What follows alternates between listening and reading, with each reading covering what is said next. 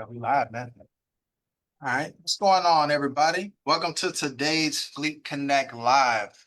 Typically we go live every Wednesday. We always have great guests in here that kind of just know what they're doing, right? We always built the culture of the community based on education and resources. And growing up, I've always heard two things growing up, and that was always just pay attention to roofing and dump trucks. So, it's definitely a treat to finally have someone on here who knows about dump trucks. Um, you know, Whether you're just getting into the dump truck game or you're already behind the wheel, trying to kind of figure out why the money isn't matching the miles, then you're definitely in the right place. Today, we're talking about what really makes or breaks a dump trucking business.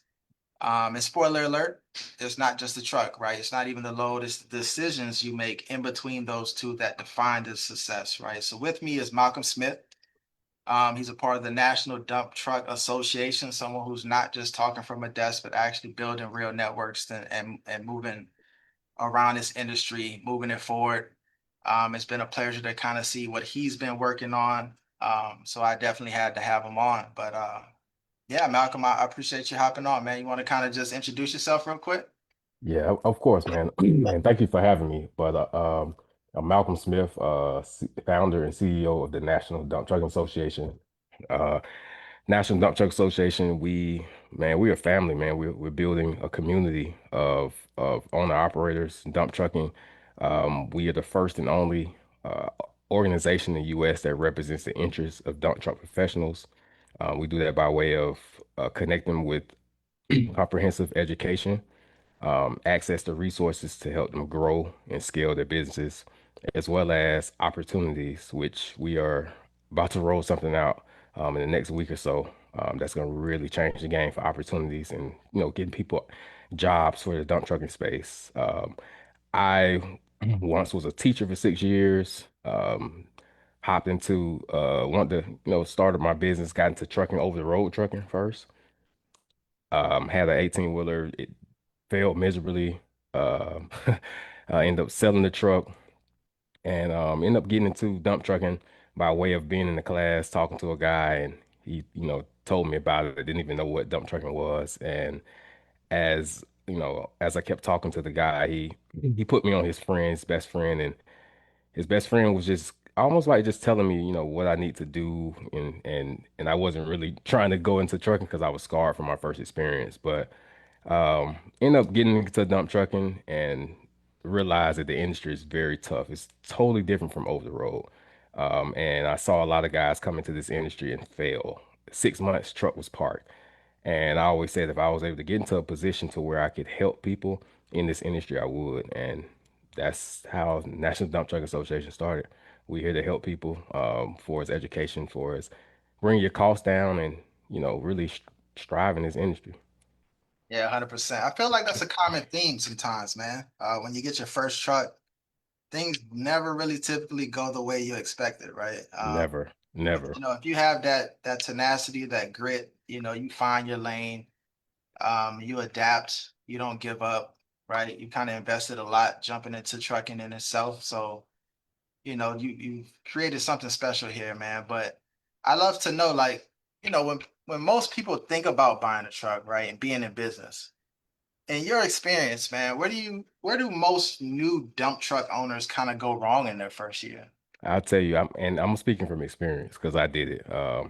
You just be so excited to, really get in the business, and when that loan officer or whoever you're getting, you're purchasing your truck, do they say, "Oh yeah, you're approved." You like, "Oh, really? Okay, well, let me go get a truck." Like, you don't even think about what type of truck you really need, or you just say dump truck. So you start searching for dump trucks, but that's how you get in trouble because you need to really know what truck you need to be efficient for whatever you're going to haul and for your area.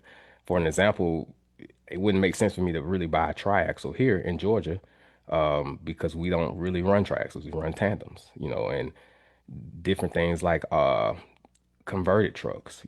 They take truck 18 wheelers, they extend the frame, they put a dump bed on it, but our suspension system is different. You guys use airbags, we use leaf springs. So it's really just knowing what type of truck you need to really get into the business and and so you don't have to get into it and make so many changes and blow so much money and you want that first truck to be right. So that's one thing new business owners do. They get into it and they just get excited and I get it. But you really have to slow down and make sure you're making the best purchase to if you're gonna build a business, you want to look at where you want to be in 5 years, 10 years, not where you're at today. So start modeling that business for that 5, 10 year mark. Gotcha. So picking equipment is super important. That's Hmm. definitely important. Well, a lot of people don't really realize how regional the game could be, right? It's not like OTR or anything like that. When it comes to trying to find work, is it trying to be everything to everyone, or how does that kind of work? Is it dirt, gravel? Should they kind of niche down into certain commodity types like that, or is it? I wouldn't say niche down. Like I wouldn't say go after one because Mm. dump trucking is, as they say, seasonal. And when we say seasonal, certain things stop running depending on the weather. So here in Georgia, it gets cold. Not long, but it does get, fairly cold for starting November to February. Well, if you say you niche down to asphalt, all I'm gonna do is asphalt. That's all I want to do. Well, asphalt shuts down when the temperature gets below 45 degrees. So what are you gonna do for 4 or 5 months? That I don't think that's a great business model to go into any business where you're only working 7 months a year, Right. unless you're making just so much money. But I wouldn't advise anybody to niche down just to one area. You really want to spread your wings. It's harder to do with one truck, but it's ways to do it. Asphalt, and then start to really build relationships in dirt, sand, rock, gravel. So when it does get cold, you have things that can keep you at least keep the bills paid where you're not coming out your pocket. So. Gotcha. And we've been having some recent conversations just around how trucking companies price, bid, quote.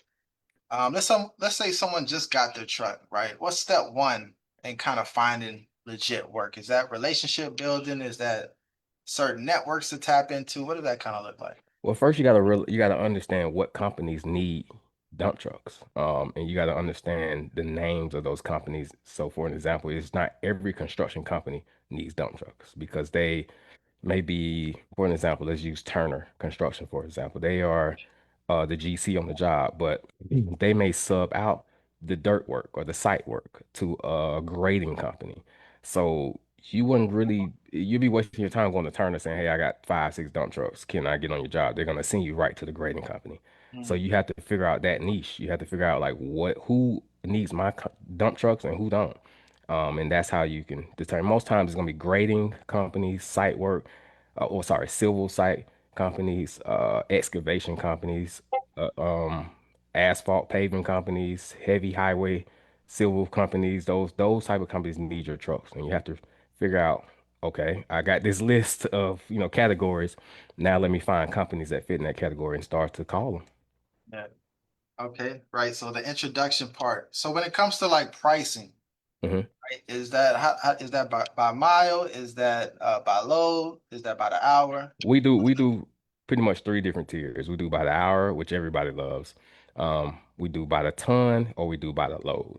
Now, you can make more money when it's by the ton or by the load, but the parameters have to be perfect. Traffic has to be perfect. Your turnaround time has to be spot on.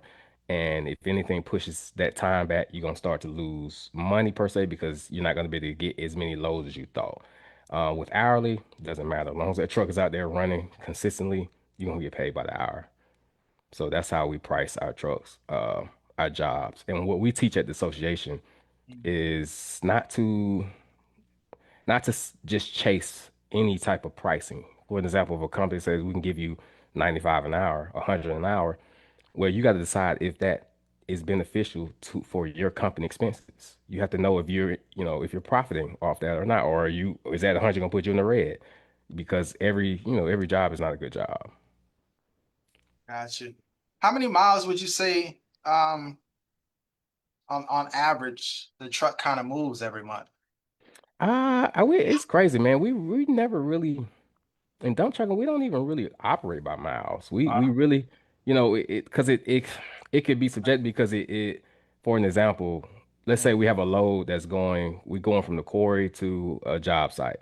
Let's say that's 15 miles one way, 15 miles one way, 15 miles coming back. But with dump trucking, they may tell you, hey, go to this quarry that's such and such down here and pick up this and then take it back here. And they may throw some different routes in between. So now your mileage is off. You don't even know what you're doing, you know. So yeah. we don't really go by mileage per se because we just don't. It's we can go everywhere. I've been on a job before where we were going to 3 or 4 different dump sites, and that was just one job. So Got it. yeah. So are the margins kind of healthy? Like a lot of I know a lot of trucking companies they gross a lot throughout the month, but the expenses kind of eat into that profit margin for them. Is that kind of like the same way as maintenance, kind of a huge thing? It is, but it's not if you the benefits of dump trucking is you can run day and night. So we have 2 opportunities to make up for anything that, that maintenance. Right now, when you go on day and night, maintenance is going to increase a little bit, but if you're paying attention to your numbers, you're paying attention to your business, the margins are healthy. As long as you haven't went out and, accumulated high overhead, super high overhead where you're paying 2,500, 3,000 for a truck note, and as well as maybe 2,000 for insurance. Now you 5,000 in the head already that you have to make before you even break even, and we're not even talking about other expenses. Now Mhm. your margins may be a little different, but if you're really, good with keeping that overhead down and really paying attention to your numbers, yeah, the margins are really good, especially if you what I call maximize that truck, have it running day and night. You can really make some good money in dump trucking. No, sorry, great money in dump trucking. I believe that, man. I really believe it. Um, so tell us why you started the National Dump Truck Association. I know just from our conversations recently, the past couple of weeks, that we got a lot of synergies with the things that we're creating and the visions that we're putting together, man. What kind of started you to start the Dump Truck Association, and you know, tell us a little bit how you're looking to help drivers not just find work but build relationships and direction. Well, I think I was the only crazy one in the U.S. to want to take on this enormous task. But it just really started for my passion for the industry and my passion for, like I said, I was a teacher for 6 years, and I started doing. um I was really doing like consultations with people for free for like a year and a half, where I was getting on calls and just helping them understand the industry. Anybody who wanted to get into it, I would help them. A lot of people wasted my time, but a lot of people I really helped. And um, you know, somebody just said, "Man, you should really start, something that can really help people on a grand scale." And I was like, okay, well, maybe I'll look into it. And and the association just came about, and I started it in Georgia. And then something I was asleep one night at 3 a.m. and something woke me up out my sleep and it said, "Why just Georgia? Why don't you go national?" And I was like, "National?" I said, "It's too big, man. We wouldn't even look at dump trucking as a national type niche." But um, I went and looked it up online and I saw that nobody had started it. And I said, I guess it was for me to tackle. So just started this journey, and the one thing I've always stayed true to is helping people. That's what I really want to continue to do, because again, I saw so many people come into this industry, good people too, man. They come from over the road and thinking it's a load board, and there's no load board, and it's really tough if you have that mindset in this industry. So Yeah, that's solid. If you guys are interested in getting more information on the National Dump Trucking Association, just drop an NDTA in the comment section. Let us know if you're in dump trucking right now. If you have any questions, put them in the comment section as well. We'll try to get to those at the end. If we got some time, we want to be respectful of time. But if you do have any questions, if you guys are in dump trucking, let us know what area. If you're thinking about getting into dump trucking, let us know in the comment section. Um, well, cool, man. That's definitely a big task. I don't really see a lot of people speaking a lot about dump trucking. There's probably maybe I can count them on my hand for the most part. yeah. Um, so I think this is something that's definitely going to be able to impact a lot of people and provide value in so many different ways for people that are interested in getting into this realm right here. Yeah, man. We have some great things too. Like we have a safety and compliance director. Mm, And compliance is very big in our field, trucking as a whole. And the fact that you can call him or email him and really, get a safety plan, a safety policy put together, or, you know, if you get pulled over by DOT, he's there to help you, navigate that. And, it's just different things that we're implementing, man. It's really here to help. And, we're not as I've seen the industry doesn't need another trucking guru. They need help. They need solutions. Problem solving, and that is what we are doing is solving problems for the industry. So, yeah, 100%. Let's talk about insurance for a little bit. Is insurance like is it kind of like the same policy? Do you have to have like the same $1 million coverage or a mhm. little bit Yeah. cheap?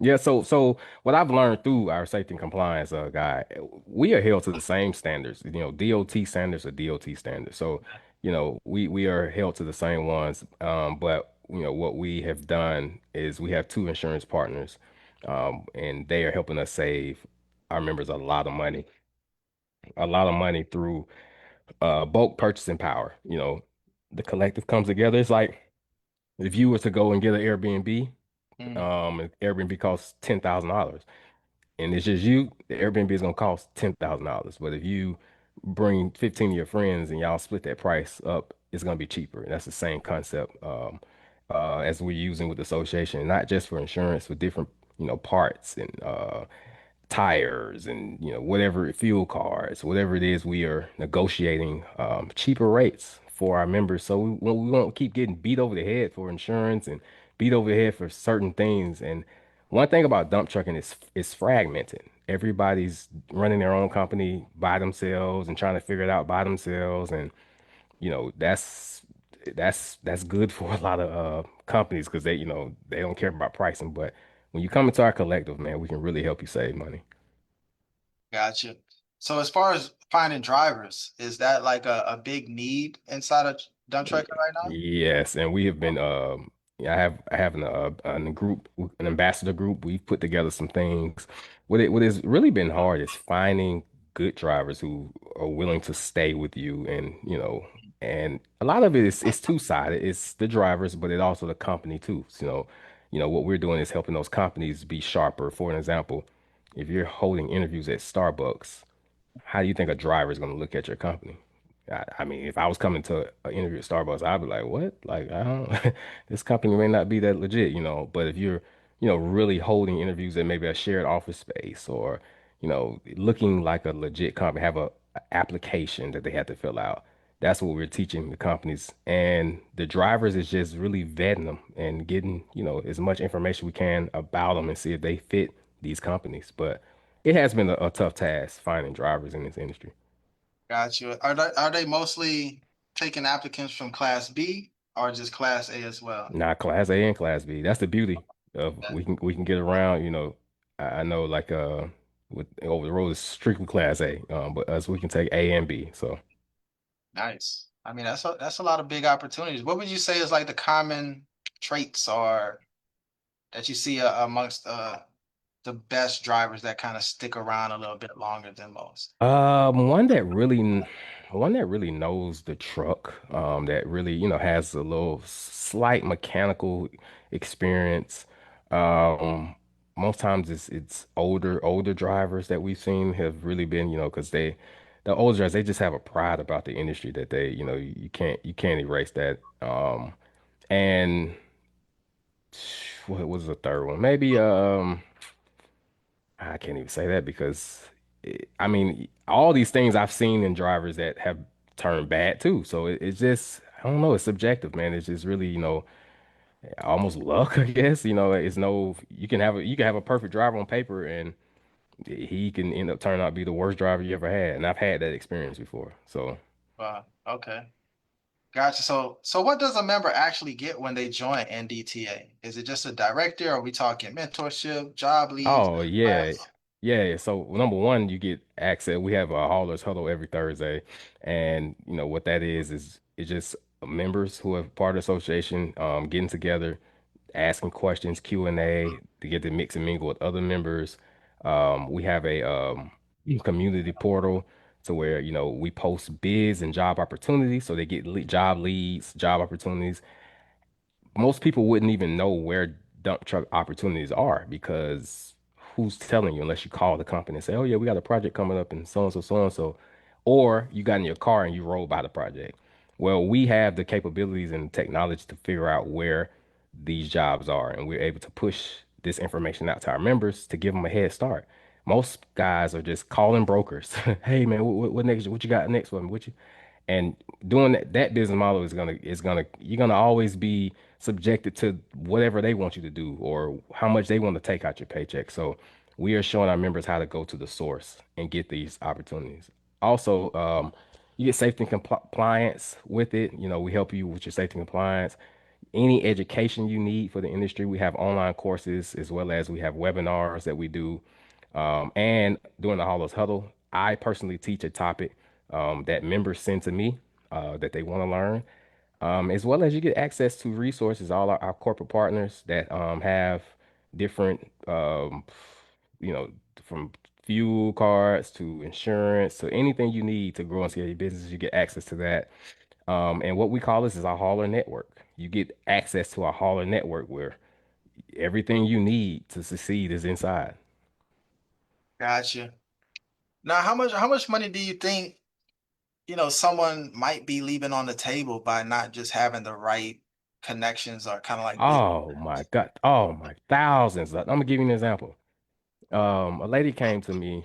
They were about to raise her insurance to $34,000. And this is like maybe her second year. She couldn't afford that. By hooking her with our insurance partner, we was able to get her down to 16,000. So right there, we just saved her what, over $15,000. So just being a part of us, she saved $15,000 on insurance. That alone, I think is worth $25 a month for membership, Yeah, as well as any opportunities we send you. That may be a job that, is long standing that could feed your family and your truck for months or years, as well as the different things we have to save you money. We're looking at doing some deals with Michelin to get some better parts suppliers. That's going to be discounted fuel cards, discounted.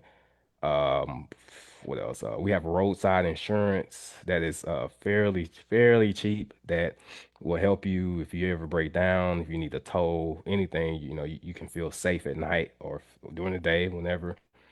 So it's I can't even put a number on not being a part what it can do, but just from the insurance alone, right there, that's 15,000 that we saved her. 100%, man. There's probably someone watching this right now who's kind of like discouraged or maybe fearful, self doubt is creeping in. They spent the money, they've made the leap. They might be feeling a little bit overwhelmed. What would you tell that person if they were sitting across the table from right now? I would tell them don't worry, man. That is why we put this association together to help people because dump trucking is what we call a secret society. There's nobody, when I got into it, nobody wanted to help me. Had to learn it on my own, and I don't want anybody else to go through that because what happens, that person goes through that experience and then they never want to get in business ever again. That may be their one shot that they want to get into business. And after that, they have such a bad taste from the industry, from the business, they just give up. But I would say don't give up. There's finally something here to help you. Um, there's we are here 24/7 whenever you need us. We can definitely put you in the right position to succeed. So don't feel discouraged. It's as they say, help is on the way. Help is here. So 100%, man. So what's like I guess the next 6 to 12 months, man? What's new? What's coming next? What are you looking forward to? man, we're looking forward to really getting, expanding our membership. We are putting together some tech to really help with this opportunity space. We want to have our own hub of where, projects are being pushed out with a map that people can hover over, or you can see it on the, is it left or right side, whatever. You can set your parameters in it, where you want to do business, and it could tell you what projects are happening in your area. You can go and click on those projects. It give you information of who you need to call. And that's if we haven't already called them and vetted them and gotten that information and put it on there already. But Yeah, we're definitely going to roll that out, as well as a compliance wallet to where we are everything you need with your compliance will be right there on your phone. So, for example, you get pulled over DOT, medical card, license, everything right there. So you don't have to, oh my God, do I have, what I need or, insurance, documents, everything. It will show that you're compliant. And, this is a way that we just making it easier for the dump truck space and just really want to, really get more partners that are want to put their products in front of our members that can help them save money. Because that's what we're all about is putting more money back into their business. That's what we try to do. Gotcha, man. Would you say it's more, I guess, companies looking to bring on drivers or owner operators specifically in the dump truck world? You said without was it companies Yeah. bring on Are a lot of dump truck companies, are they looking specifically to bring on new company drivers, or do they kind of lease on owner operators as well? both. It's both. And that is a business model that we are teaching is to you know, if you're good at going and getting to work, you're going and getting opportunities, and everybody's not savvy enough to do that. But if you are blessed to be able to do that and you have relationships, you don't have to go out and buy 15, 20 trucks anymore. You can keep your five and then hire, have another 10 owner operators that you've made relationships with or more that can help you, suffice any jobs that you may get, as well as any member who is good, they can use the association's capacity to fulfill those jobs because, there are people in our association that they're looking for work every day. And so, you know, it's to answer your question, it's both sides. Drivers are looking for, I mean, owner operators are looking for drivers, but they're also looking for owner operators as well to, suffice that capacity that they need for those projects. Nice, man. What's some of the bigger projects you've seen, like broad Ooh, capacity? How many trucks do they typically look for? man, a data center. Man, I've seen data centers 50, 60, 70 trucks. Like it can be a lot. And then, talking about a data center as massive as it is, and as long as that project is going, it can be a lot, man. So I've seen some huge, and there's some in Atlanta, man, that's going on right now that, they running 70, 50, 50 to 70 trucks a day, Uh, nice, nice. Is that a lot of like local work, or is that like city work as far as like this government Uh, type of thing? well, That it's mixed, man. It's a lot of private contracts. So, for an example, if Google or Apple comes to say they want to put a data center somewhere, that's a more private. But then you have public, which is with the government, DOT work. A lot of municipalities that need, you know, their roads paved, and maybe they have a project in the city. Say like, I know this may not ring, but like DeKalb County, they may be putting something in their county or city, city of Decatur, and they may need some dump trucks to help suffice that. So they put an RFP out for that. So it's just different. It's different projects, man, that go on different levels.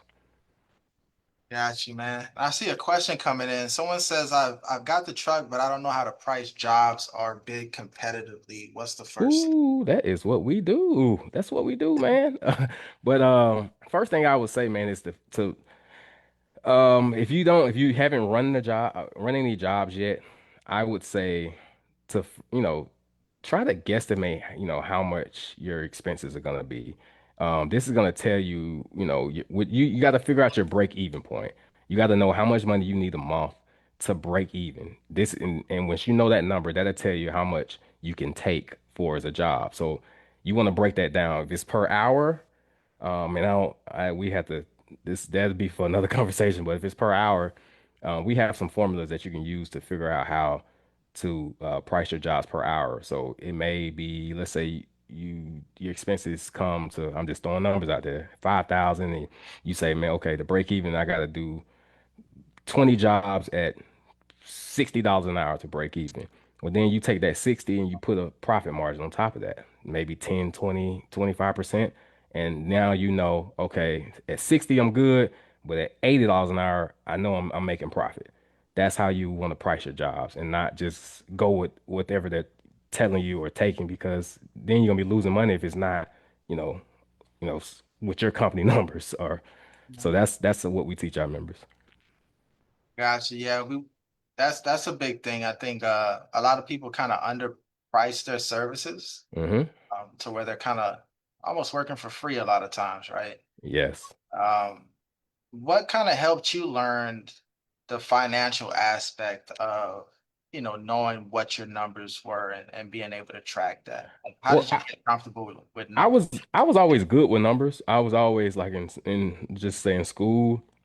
I was always like a math guy. And in college, I took accounting classes that really kind of started my journey with, learning numbers. And so once I really got into business, I started to really understand it. I just applied that knowledge to it, and just it was practice, just sitting down, working numbers every day, and just practicing. Okay, let me tweak this here. All right, why are we spending so much on fuel this week? Okay, let me call. Hey, why did y'all spend so much on fuel? Oh, yeah, I had to take, just get really, because numbers tell a story. If you really look at numbers, they tell a story. And so once I understood that, that's what allowed me to really get into the numbers and start trying to decipher what's going on with the business. And once you start to do that, you'll then start to understand the certain numbers. Got you. So say for instance, I see another question here. They say if I go and get a dump truck, would I be able to, how do I get in contact with companies that's looking to, I guess they kind of bring them on? Okay. Well, number one, that's what we help with. But two, if you just want to do it yourself, you want to do what I did years ago. I got my nephew, I got my brother, I got me, I got my mom, and we cold called. And what that told us was who needed us and who didn't. And once we got that list of who needed us, that's when we doubled down and set up meetings and went into their offices. And one trick I always use was I take donut holes and coffee in the morning, and people tend to remember you when you feed their stomach. That was one of my selling techniques. I don't know if maybe still probably you works today, but yeah, just once I figured out what companies needed my trucks, that's when I set up meetings with the estimator, the foreman, or whoever is the decision maker for saying, yes, we need those dump trucks. That's who you want to go after. And that's calling. You got to understand the lingo, understand the language. I know in over the road, you guys say, can we lease on? With us, terminology is can, subcontracted hauler. So it's just different terminology. Once you learn that terminology, you'll know how to talk to whoever it is. It could be the gatekeeper. You'll know how to get past the gatekeeper and really get to the person that you need to talk to. Gotcha, man. That's awesome. That's awesome. Well, what would you tell yourself, like if you could go back and just talk to yourself just starting, like what would be some things that you would tell yourself to kind of pay attention to from the start? Man, I'm a type guy. Like I love I love the journey. So it's I wouldn't change nothing about it. Everything that I went through that was hard, I learned. That's why I'm in the position I'm in now because I was able to learn the industry from the bottom. Like I'm talking about, it was jobs that, we took that we had to, almost go to court for because they weren't paying. And it was times, the count was in the negatives and some $3,000 check show up out of nowhere. It was just a lot of things like that happened on my journey. But I wouldn't have changed it because it allowed me to see the industry from a different perspective. Like most people talk about, what they did and how they got there, and oh, I did this, I did that, and I tell people about my pain, the stuff the stuff I don't want you to go through, and I think that's what makes me a great teacher of it. So I wouldn't change anything because it's it's Uh, what it's what helped me. But I will say that I tell these stories so people don't go through this again. So you don't have to look back and say, "Damn, I wish I'd have known that when I started." yeah, yeah, yeah. I think Mr. Jesus, we had him on last or 2 weeks ago. He was like, he said, I bumped my head. Why do both of us have to bump our heads, right? As Uh, exactly like that's how I feel. I bumped my head plenty times in this industry, and I don't want anybody else to do it because that I was able to bounce back from those, but a lot of people weren't. So it's yeah, a lot of decisions you make, as you said when we're starting, it's about the decisions you make. yeah, That one wrong decision may it put you out of business. yeah. Quit. That's a fact, man. That's a fact. Well, cool, man. Any last words? Where can people find you? How can they get in touch with NDTA? How can they get signed up? I'm getting signed up today. I've been meaning to do it. So yeah, definitely send a link. I'm gonna drop it in the comments. Okay. But I'll be signing up today for sure. But where can Wait, people find you, man? well, you can find me on our website is thendta.org. You can go in there, go to membership and go to Hall's Network membership. It's $25 a month. Like we tell everybody, number one, you can write off on your taxes with a nonprofit.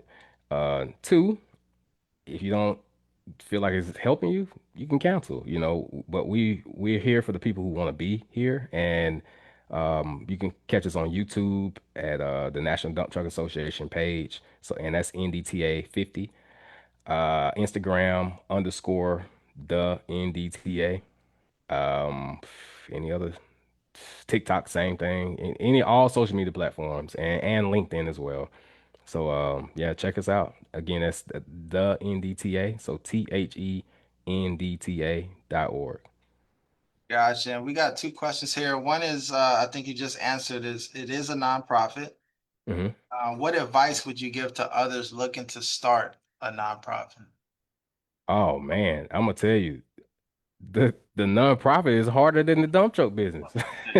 Like it's tough, but I'll say it's been rewarding because um it allows us to get grants and things, and we've been able to put that type of money back into the business for the industry to go and get purchase platforms, to go and purchase intel that we need. But I'll say if you want to start a nonprofit, just figure out what it is you want to do, and what are you going to provide for whatever audience you have. And I say just make it about the people. A lot of, I've seen people get into nonprofits and try to, oh, I'm gonna make this amount of money. I'm gonna do, and you have to, you have to make money in nonprofit. But I see nonprofits just being a way to give back to an industry or a niche or who or whatever your audience is. And that can be in the form of scholarships. It can be in the form of uh tax write-off, whatever it may be, but just always have that in the forefront of your brain. It's nonprofit. I'm here to help, and I think that's the first thing. That's a great start, Gotcha. and and to get certified in the nonprofit too. That you want to get your status, your 503c status. So, Nice. Yeah, my partner actually got one for me for my birthday one year, called Transport and Change, right? So we've been helping, incarcerated individuals kind of re-enter back into society, whether they want to get into trucking industry or not. So we've been kind of doing that for a couple of years now. Um, but I yeah, would love to talk to you about that because I've had calls.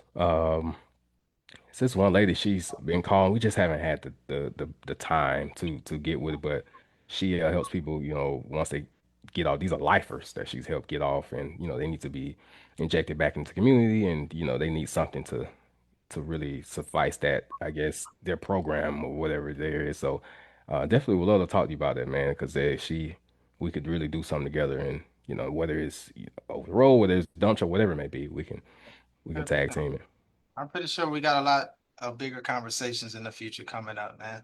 for sure. One other question is, what commodities have you seen is the highest demand in 2025 compared to last year? Oh man, that's a great question. We actually have a report. We put out an industry. Well, we haven't. We should have put it out. We have an industry report from 2024. I say the highest commodity, if we're gonna just speak on, I say it's been dirt. It's been dirt and maybe gravel, because it's just been a lot of private projects were on hold. And once the election and everything fizzled out, it's like it was like, all right, let's go. And I've been seeing a lot of dirt jobs, what they call site work. If you go on any platform where they have jobs, you'll see a lot of site work jobs or earthwork jobs. So I'll say site work, earthwork. That's been the biggest commodity. Nice, nice. Well, cool, man. Any last words? Anything else you want to kind of just discuss or come Nah, up? man, if anybody have any questions, man, I'm here. I'm an open book, man. So anything you guys want to ask it to me, man. I just, like I said earlier, one thing I want to do once again in this position, I never want to gatekeep because that's what was done to me. So any information I have, I'll definitely. And if I don't know it, I can get you in touch with somebody who does. Got you, got you. Well, man, I appreciate it, Malcolm, man. It's definitely a pleasure and a treat every time we have a conversation, man. I really appreciate you hopping on with me and just kind of giving some insight into the dump trucking world. Yeah, I think we definitely have a lot of big conversations and moving into the future. Again, I think we're kind of working on some similar things as well. So, Yeah, man, I um, appreciate it. And I appreciate you for having me on, man, and keep doing what you're doing, man. You're very, very bright, brilliant guy, bro, and you're doing some great things with this community. So keep going, man. absolutely, man. I received that. Again, thank you, Malcolm. And I'll check the comments, and if there's any questions that pop up on the replay, I'll tag you in them. And just Okay, kind of keep you notified on it. sounds good. Perfect, man. Well, be blessed. I'll speak soon. All right.